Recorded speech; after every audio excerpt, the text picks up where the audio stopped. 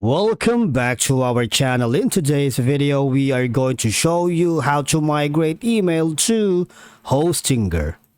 Let's begin. Okay, so the first thing you need to do is to log in using your credentials.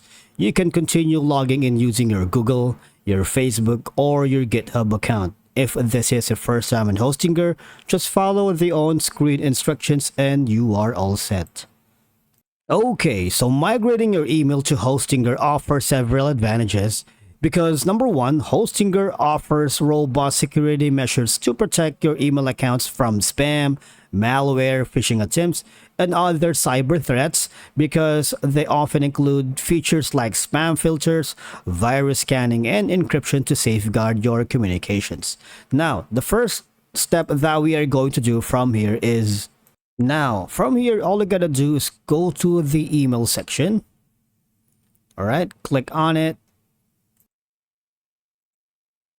Now, before you can proceed, you need to subscribe to their email plans. Now, there are gonna be three options for you. The Hostinger Business Starter that starts at this price, the Hostinger Business Premium at this price, and obviously the Google Workspace email that starts for this price. It's $0 per account, but it's 3 months free. So if you wanted to start up in testing waters, you might want to select this plan.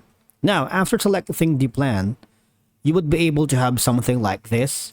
Now, from here, make sure that the necessary Hostinger email DNS records such as MX, SPF, DKIM are present in your domain's DNS zone.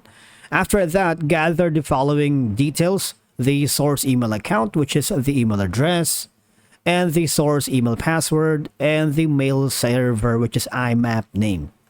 And of course, Hostinger have dedicated articles on gathering the above details. And step 2 is access the email import tool. All right. And from here, click on the manage to the domain name in the question. Then open the email import section on the left and click on new import request. All right. And obviously after that, you need to create the import request. You need to prepare for import.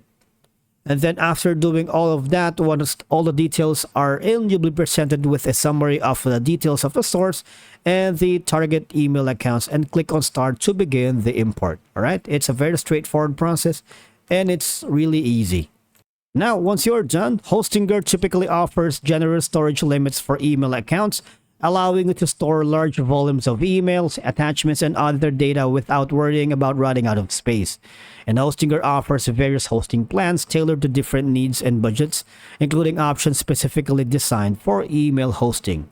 You can choose a plan that suits your requirements, whether you are individual, small business, or large enterprise. And obviously, Hostinger, in my experience, are user-friendly control panels and management tools that make it easy to set up, configure, and manage your email accounts. You can add, remove accounts, set up forwarding rules, create aliases, and perform other tasks with minimal effort. Now, in the event that you are having problems migrating email to your Hostinger account, just go here at their Hostinger support section. All right, these are the channels that you can contact them. You can chat with the customer success team. You can talk with the sales inquiry. You can also call them at the numbers that they will provide you. And after that, I believe we're all set. I'm going to see you again in the next video.